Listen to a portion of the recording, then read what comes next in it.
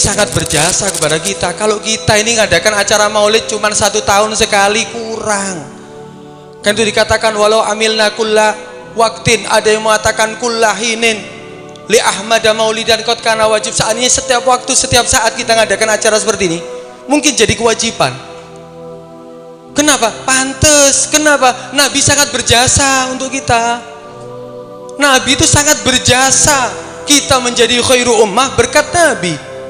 Bahkan hadirin, Nabi itu punya istri loh, punya anak, punya turunan.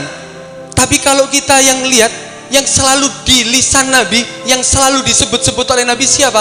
Bahkan ketika Nabi mau wafat pun apa? Ummati, ummati, umatku, umatku. Nabi sangat perhatian dengan kita. Bahkan ada riwayat Nabi itu ketika sebelum wafat didatangi oleh malaikat Israel, diperintahkan oleh Allah Subhanahu wa taala untuk minta izin. Untuk minta izin untuk dicabut nyawanya. Tapi khusus Nabi, kita nggak ada. Ya, mau dalam keadaan acara maulid atau dalam keadaan maksiat, kalau sudah game over ya sudah, di situ saatnya sudah dicabut nyawanya. Tapi Nabi khusus untuk Nabi perintahkan oleh Allah untuk minta izin. Sehingga Nabi tanya, "Ji'tani za'iran au ghabiran?" Kamu ini datang kepada aku untuk mencabutnya, untuk ziarah kepada aku atau untuk mencabut nyawaku? Maka malaikat Israel mengatakan, "Ji'tuka za'iran wa ghabiran in syi'ta." Aku datang kepada kamu ini untuk ziarah sekaligus mencabut nyawamu kalau sampean kerso, kalau sampean mau. Maka Nabi tidak langsung menjawab hadirin. Ada unek-unek yang masih dipikirkan oleh Nabi SAW. Sampai akhirnya tanya, "Aina Jibril?" Mana malaikat Jibril? Aku ingin ketemu dengan malaikat Jibril. Sampai datang malaikat Jibril, "Na'am ya Rasulullah." Ternyata yang ditanyakan oleh Nabi siapa? Kita hadirin. "Man li ummati min ba'di ya Jibril." Hei Jibril, kalau aku dicabut nyawaku, kalau aku meninggalkan dunia ini, siapa yang akan ngurusi umatku? Siapa yang akan perhatian dengan umatku?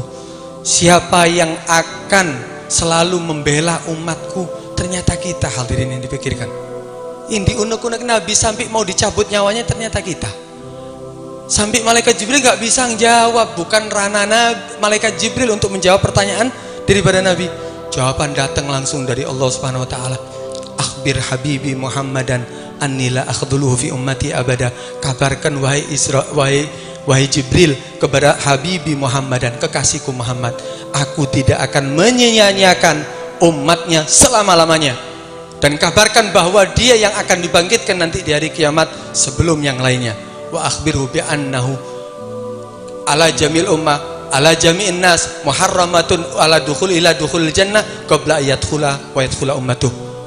Kabarkan kepada habibi Muhammadan bahwa semua orang, semua umat haram memasuki surga terlebih dahulu sebelum Nabi Muhammad dan umatnya yang memasuki terlebih dahulu. Jasa Nabi hebat hadirin, hebat. Sampai Nabi itu nggak jarang kan, Nabi itu kadang-kadang apa? Nangis duduk nangis ya apa? Rindu sama umatnya. Itu dikatakan ketika Nabi saat menangis ditanya sama sahabat, "Ya Rasulullah, ma yubkika ya Rasulullah? Apa yang membuat engkau menangis ya Rasulullah?" Maka Nabi menjawab, "Ishtaqtu li ikhwani." Aku rindu dengan saudara-saudaraku. Maka sahabat langsung menjawab, "Awalasna ikhwanak ya Rasulullah? Bukankah kami ini adalah saudara-saudara kamu ya Rasulullah?" "La bal antum ashabi." Bukan itu yang aku maksud. Kamu adalah sahabat-sahabatku. Tapi yang aku maksud daripada ikhwani, saudara-saudaraku, siapa? Ternyata qaumun ya'tuna min ba'di yu'minuna bi walam yarawni. Yaitu satu kaum yang datang setelah sepeninggalku, mereka beriman kepada aku padahal mereka tidak pernah melihat aku. Siapa yang ditangisi oleh Nabi? Siapa yang dirindukan oleh Nabi? Kita hadirin. Kita aja nggak pernah rindu kepada Nabi. Kadang-kadang acara maulid masih tertawa kita. Kadang-kadang kita maulid masih ngobrol sendiri kita. Nggak pernah kita meneteskan mata kita karena rindu dengan Nabi. Padahal Nabi rindu dengan kita. Nabi selalu mendoakan umatnya. Sayyidina Aisyah diriwayatkan, Sayyidina Aisyah ini pernah ketika melihat Nabi alati binafsin, dalam keadaan bahagia. Wah, Sayyidina Aisyah ini cerdas orangnya. Istri Nabi yang cerdas. Ketika melihat Nabi dalam keadaan bahagia, kemudian Sayyidina Aisyah langsung mengatakan, "Ya Rasulullah, ud'ullah li." Ngambil kesempatan. Pompong seneng, yuk doa ambil Nabi.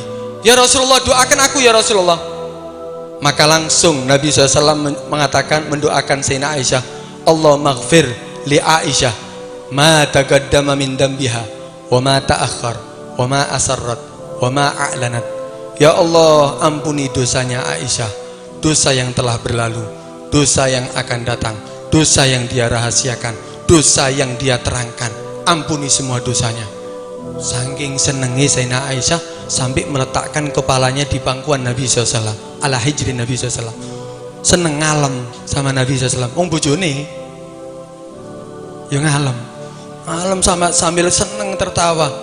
Maka Nabi tanya, "Ayasurruki ya Aisyah min du'ai?" Hei Aisyah, apakah doa-doaku membuat kamu bahagia wahai Aisyah? Maka kata Sayyidina Aisyah, "Naam ya Rasulullah, bagaimana tidak membuat aku bahagia ya Rasulullah? Itu doa yang aku sangat harapkan." Maka apa kata Nabi SAW? "Wallahi innaha la da'watun da'autu li ummati fi kulli shalah ba'da kulli shalah." Ketahuilah wahai Aisyah, itu adalah doa untuk umatku setiap kali setelah selesai sholat. Hebat hadirin, Nabi sangat sayang kepada kita. Ini di dunia, diceritakan nanti di akhirat Nabi itu nggak akan tenang kecuali umatnya masuk surga semuanya. Sampai diriwayatkan Nabi itu setelah melewati Sirat, karena Sirat itu jisrun mamdudun alamat ni jahannam, ada minas syar wa ahaddu minas sayf. Itu jembatan yang dibentangkan di atas neraka jahanam. Wa in minkum illa wariduha. Setiap orang harus melewatinya, siapapun, para anbiya bahkan harus melewatinya.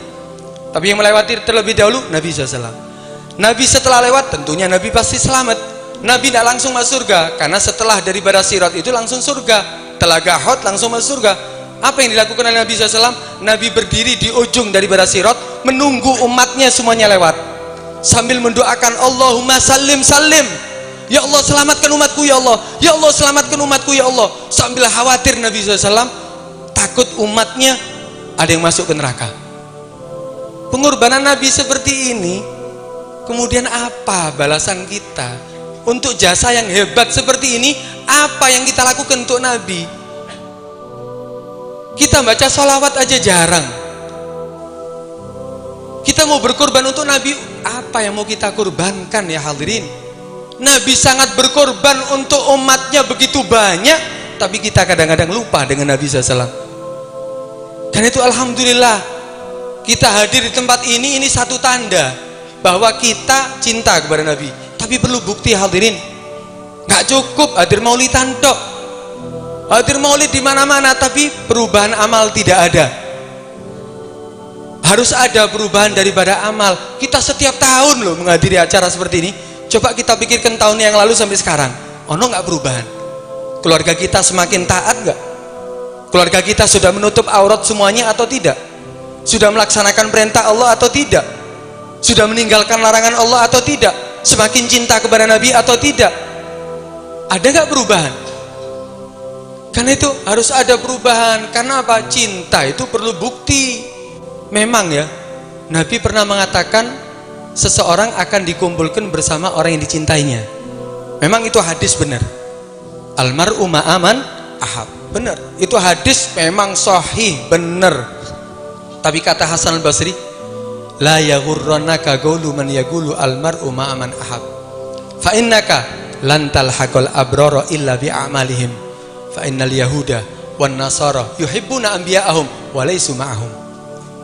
Kata Hasan al-Basri, dia mengatakan bahwa jangan kamu tertipu dengan hadis yang mengatakan seseorang akan dikumpulkan dengan orang yang dicintainya.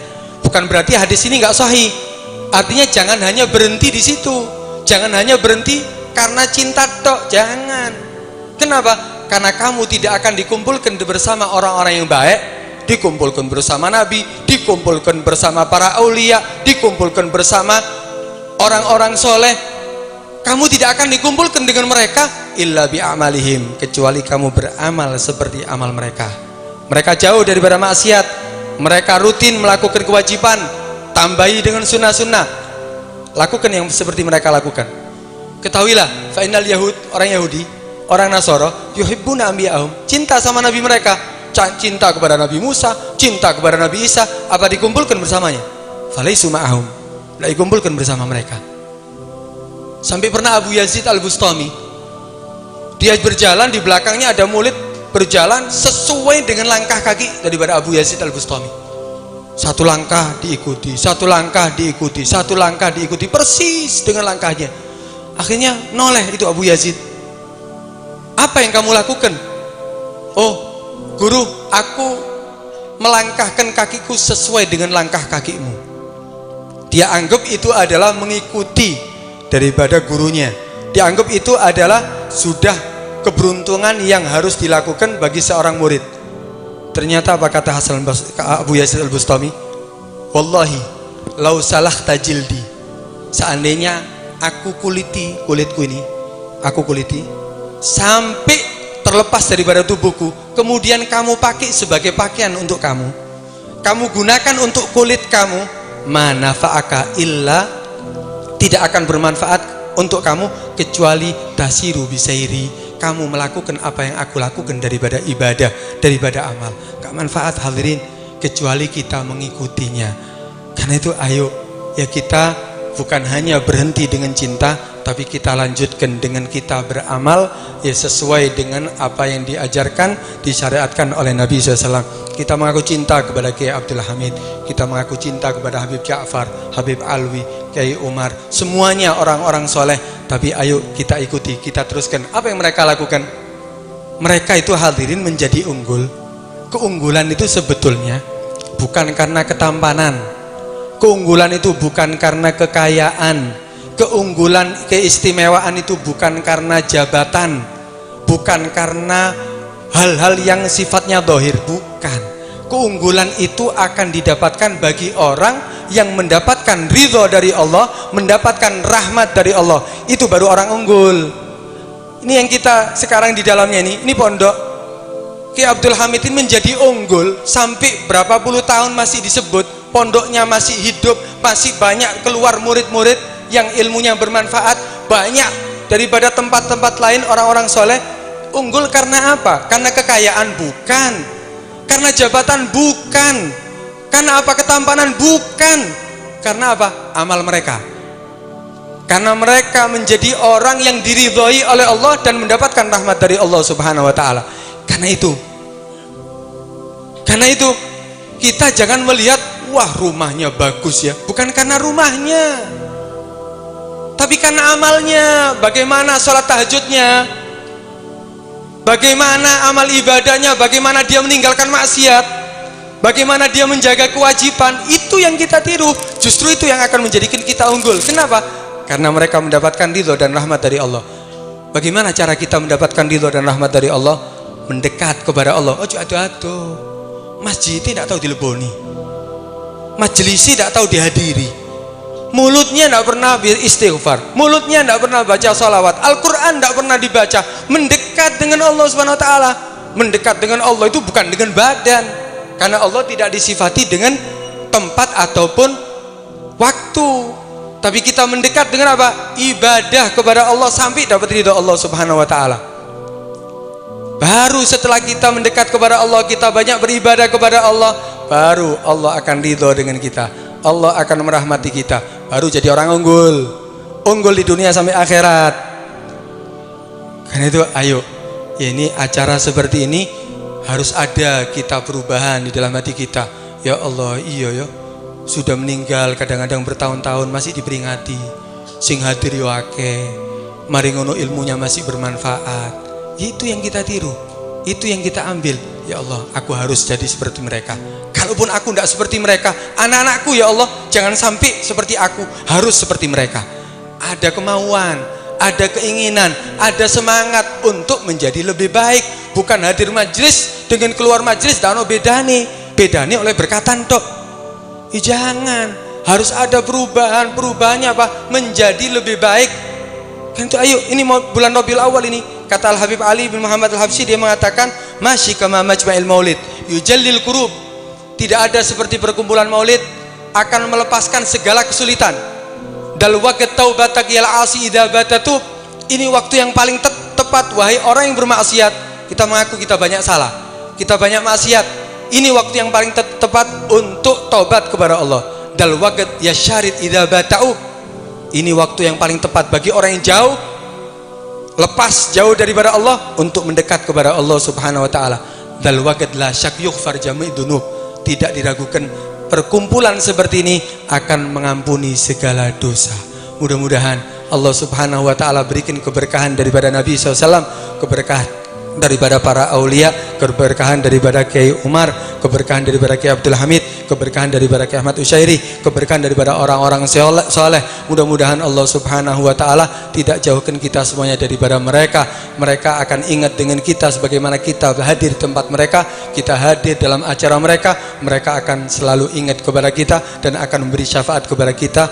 Amin ya rabbal alamin. Mudah-mudahan Allah Subhanahu wa taala buka hati yang menutup daripada hati kita, sehingga kita gemar untuk melakukan taat kepada Allah, gemar untuk melakukan ibadah kepada Allah, gemar untuk baca salawat kepada Nabi SAW, khususnya di bulan Rabiul Awal. Mudah-mudahan berkat daripada hadirnya kita, Allah jauhkan kita, Allah bencikan hati kita daripada segala maksiat. Allah jauhkan kita daripada segala maksiat yang bisa mendatangkan murka Allah Subhanahu wa taala.